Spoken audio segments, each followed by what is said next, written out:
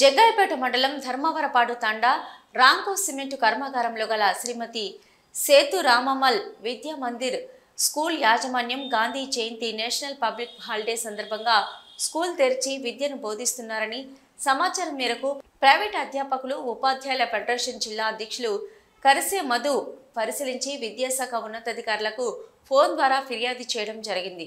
ఉన్నతాధికారుల ఆదేశాల మేరకు స్థానిక మండల విద్యాశాఖ అధికారి ఎల్ చిట్టిబాబు హుటాహుటిన స్కూల్ ని పరిశీలించగా విద్యార్థులకు అటెండెన్స్ లేకుండా సుమారు 940 మంది విద్యార్థులకు విద్యను బోధించడం జరుగుతుందని గమనించిన ఎంఈఓ ఎల్ చిట్టిబాబు శ్రీమతి సేతు రామమల్ విద్యా మందిర్ స్కూల్ యాజమాన్యంపై విద్యా హక్కు చట్టం ప్రకారం చర్యలు తీసుకుంటామని ఆయన తెలియజేశారు.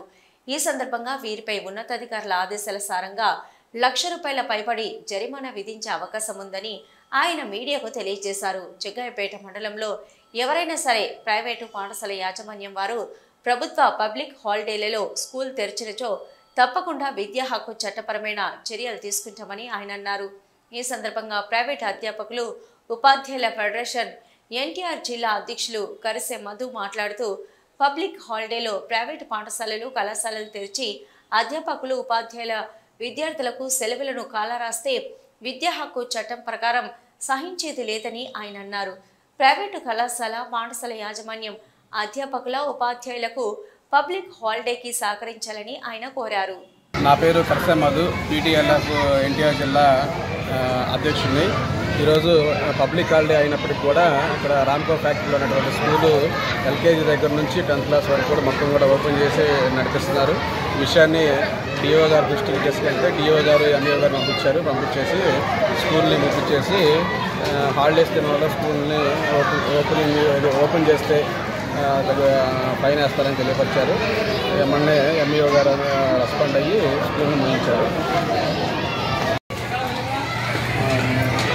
మన జాతిపిత గాంధీ జయంతి సందర్భంగా పబ్లిక్ హాలిడే రోజు కానీ ఈ స్కూల్ పెట్టారు. ఈరోజు మాకు ఇందాకనే కొంతమంది విలేకరులు ఫోన్ చేశారు. మరి స్పందించాము, వాళ్ళని హెచ్చరించాము. అయితే వాళ్ళు ఏం చెప్పారంటే మేము పెట్టలేదండి, 10th క్లాస్ వాళ్ళని పెట్టుకున్నాం స్కూల్ అని చెప్పారు. తర్వాత డిఓ గారు మాకు ఫోన్ చేసేదాకా ఈ స్కూల్ మొత్తం నడిపిస్తున్నారనే సంగతి మాకు తెలియలేదు.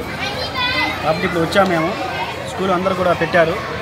సుమారుగా 954 మంది ఇక్కడ పిల్లలు మొత్తం రోల్ ఉంటే ఇవాళ 800 మంది దాకా ఈ స్కూల్కి వచ్చారు. ఇప్పుడే డిఓ గారు మాకు ఆదేశాలు ఇచ్చిన వెంటనే ఇక్కడ వచ్చి సందర్శిస్తే ఇక్కడ స్కూల్ నడుస్తూ ఉంది. ప్రిన్సిపాల్ని స్టాఫ్ మొత్తాన్ని హెచ్చరించాం. అందుకోసం ఇప్పుడు తక్షణంగా పాఠశాలని పిల్లల్ని అంటే ఇంటికి పంపించేస్తూ ఉన్నాము. వీరి మీద కంప్లైంట్ చేయదలుచుకున్నాం.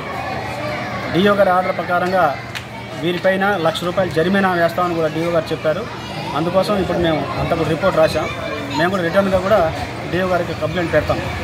ఇదే మాదిరిగా ఇంకా ప్రైవేట్ పాఠశాల వాళ్ళకు కూడా నేను చెప్పేది ఏంటంటే మండలంలో ఏదైతే గవర్నమెంట్ నామ్స్ ఉన్నాయో గవర్నమెంట్ నామ్స్ ప్రకారంగా మాత్రమే ఈ పాఠశాల నిర్మించాలి. కానీ మరి నామ్స్ లేకుండా ఆర్డర్ లేకుండా పాఠశాలలు తెరిచినా ప్రైవేట్ పాఠశాలలు పెడితే వాళ్ళపైన తీవ్రమైన చర్యలు ఉంటాయి. అవసరమైతే వాళ్ళ రికగ్నిషన్ క్యాన్సిల్ చేస్తామని చెప్పి డిఓ గారు చెప్పారు. అదే మాట మీ ద్వారాగా అందరికీ కూడా నేను చెప్పదలుచుకున్నాను. దసరా సెలవులు 3వ తారీఖు అంటే రేపటి నుండి 13వ తారీఖు వరకు దసరా సెలవులు ఇవ్వడం జరిగింది. అప్పటి వరకు ఎవరు కూడా ఏ ప్రైవేట్ స్కూల్ కూడా తీయడానికి వీల్లేదు.